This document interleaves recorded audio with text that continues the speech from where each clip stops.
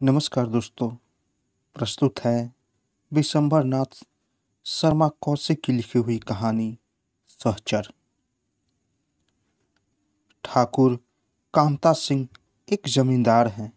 लगभग 5 सहस्त्र रुपए के वार्षिक मालगुजार हैं।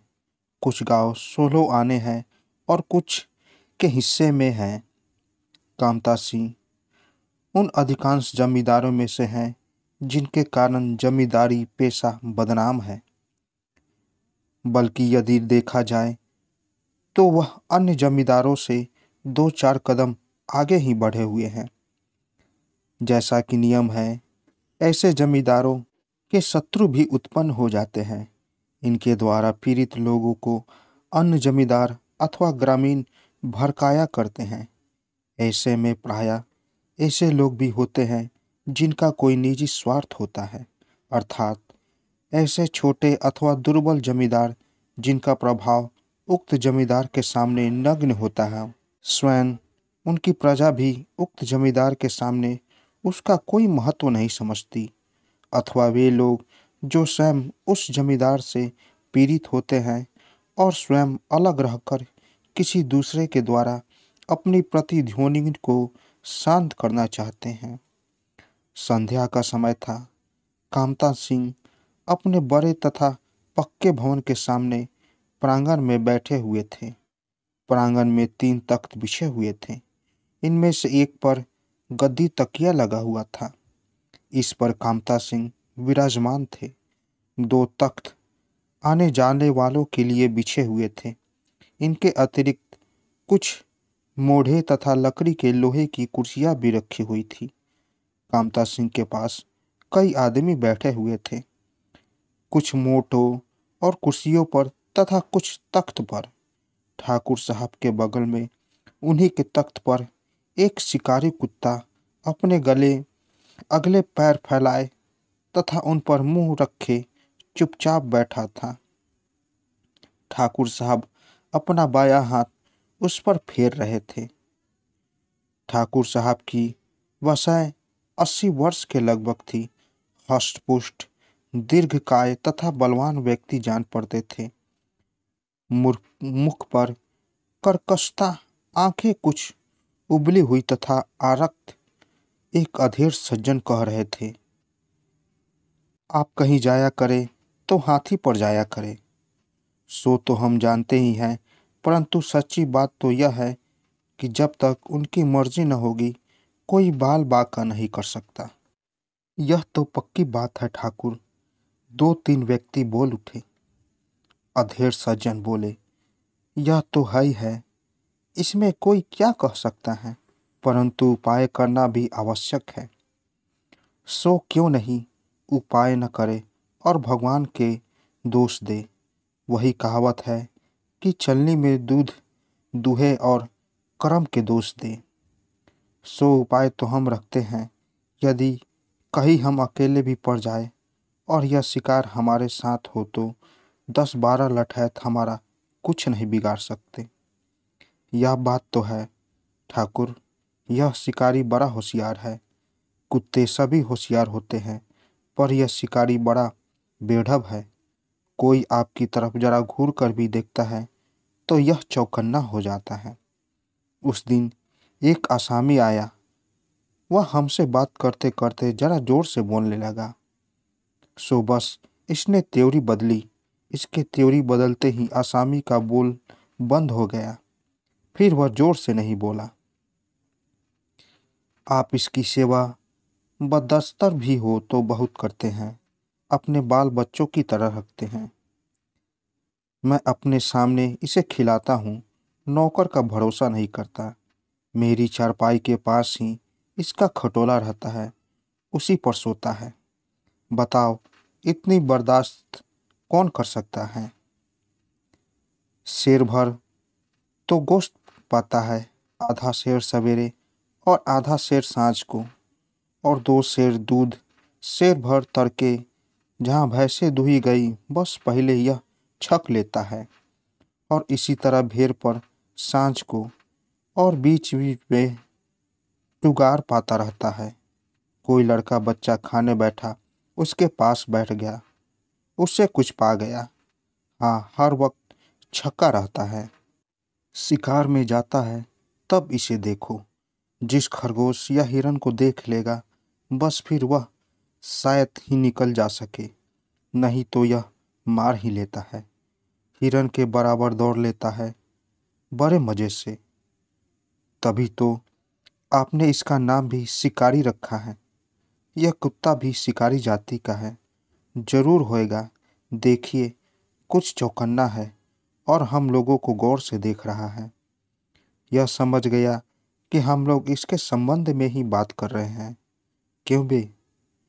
यह कहकर ठाकुर साहब ने उसे थपथपाया। शिकारी ने कान दबाकर दुम हिलाते हुए ठाकुर साहब की ओर देखा और तत्पश्चात पुनः मुंह घुमाकर हाँफने लगा। ठाकुर बोले, हमें थोड़ा बहुत खटका। ठाकुर ध्यानसी से है और किसी से हमें भय नहीं। बड़ा पाजी है ठाकुर। पाजी तो खैर हुई है, सामने नहीं आता, छिपे छिपे वार करना चाहता है। इसी मारे उसे खटका है। सामने आकर वार करने वाले से खटका नहीं होता। खटका तो इन नागों से है जो छिपकर काटने चाहते हैं। यही बात है ठाकुर। उधर ठाकुर ध्यानसी कामता सिंह के अनंत शत्रु थे। छोटे जमींदार थे। कामता सिंह के मारे उनकी जमींदारी मिट्टी हो रही थी। उनका कुछ भी प्रभाव नहीं था। खास उनकी ही जमींदारी के आदमी उनकी अवहेलना करते थे। कोई काम पड़ता था तो कामता सिंह के आदमी उनकी जमींदारी के आदमियों को बेगार में पकड़ ले जाते थे। न ध्यान सिंह में इतनी शक्ति थी कि वह कुछ हस्तक्षेप करे और न गांव वाले ही उनके कहने से विरोध करने को उद्यत होते थे, बल्कि प्रायः वे स्वच्छता से ही ध्यान सिंह के रोकने रहने पर भी कामता सिंह के काम पर चले जाते थे। कोई पारस्परिक झगड़ा होता था तो उसका भी न्याय कामता सिंह ही करते थे। ध्यान सिंह से बात भी न करते थे। यद्यपि कामता सिंह बहुत न्याय के बहाने अन्याय ही करते थे, परंतु तब भी गांव वाले कामता सिंह के पास ही जाते थे। कामता सिंह का इतना आतरक, इतना प्रभाव ध्यान सिंह से असह्य हो रहा था। वह मन ही मन भुना करते थे, परंतु विवश थे। दोपहर का समय था। ध्यान सिंह अपने घर के बाहरी भाग में बैठे हुए थे। इस समय वह अकेले थे। इसी समय उसके पास एक 26 वर्ष का हष्ट-पुष्ट कसरती जवान पहुंचा। उसे देखकर ध्यान सिंह बोले, क्या है रामचरण, कैसे आए? रामचरण उसके सामने उकरू बैठ गया और बोला, आपके पास फरियाद लाए हैं मालिक। फरियाद मेरे पास? कामता सिंह के पास जाओ, वही तो तुम लोगों का न्याय करते हैं। हम काहे में हैं? आप क्यों नहीं सरकार, जमींदार तो आप ही हैं। हाँ, खाली पैसा लेने भर के, बाकी हुक्म तो यहाँ कामता सिंह का ही चलता है। झूठ कहते हैं। नहीं सरकार, कहते तो आप सच्ची ही हैं। गांव की यह दशा न होती तो कामता सिंह की मजाल थी कि हमारे गांव पर टेढ़ी निगाह डाल सके, पर गांव तो बिगड़ा ही हुआ है।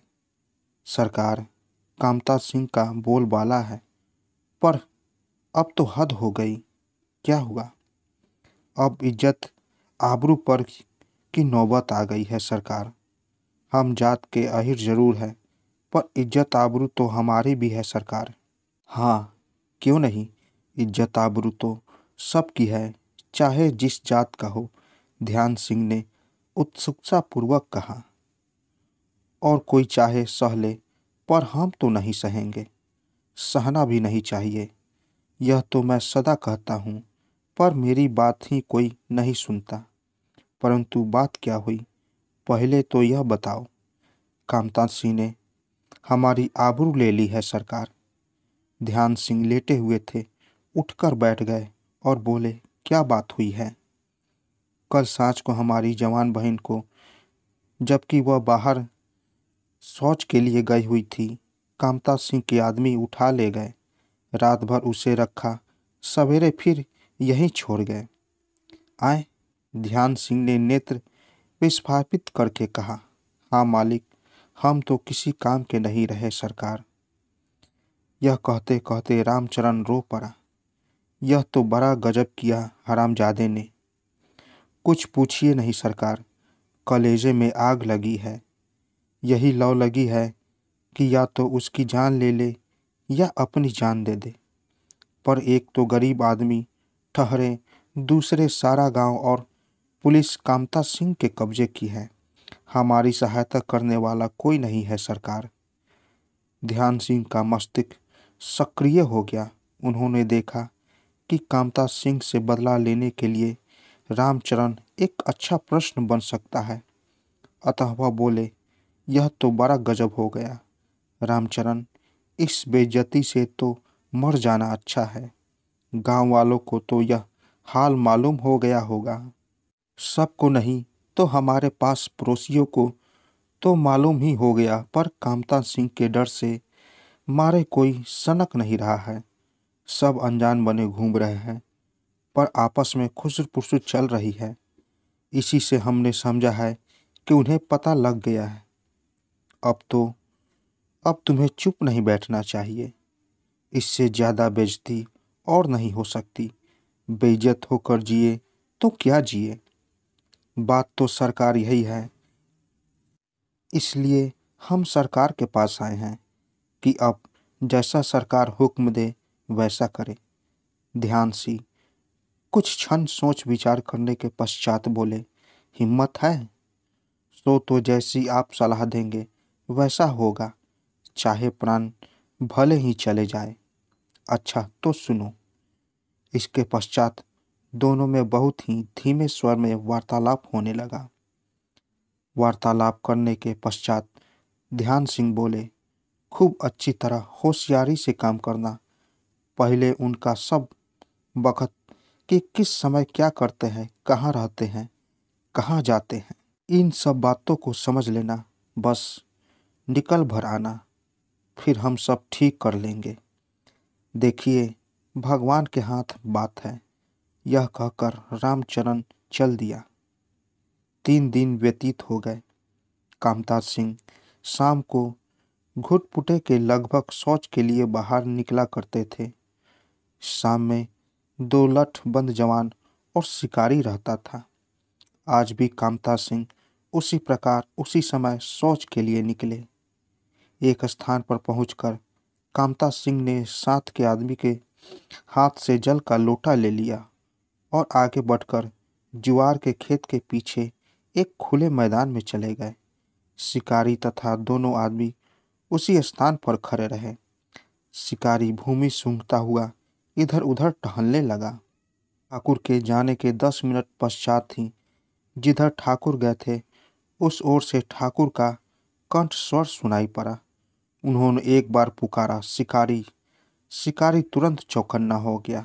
एक क्षण के लिए उसने उस ओर देखा और दूसरे ही क्षण वह झपटकर उस ओर दौड़ा। आगे पहुंचकर उसने देखा कि कामता सिंह रथ से लथपथ भूमि पर लौट रहे हैं और एक व्यक्ति भागा जा रहा है। शिकारी तुरंत उस भागते हुए आदमी के पीछे दौड़ पड़ा।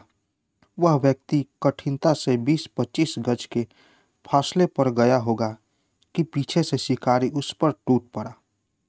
शिकारी के फांदने से वह व्यक्ति झोंके के मुंह के बल गिरा, परंतु तुरंत ही घूमकर खड़ा होने लगा। इसी समय शिकारी ने उसका गला पकड़ लिया। व्यक्ति के हाथ में छुरा था। उसने उससे 2 बार तो किए, परंतु वह फिर शिथिल पड़ गया और उसके हाथ से छुरा छूट पड़ा। शिकारी ने 2-3 झटके देकर उसका काम तमाम कर दिया। यह व्यक्ति रामचरण अहिर था।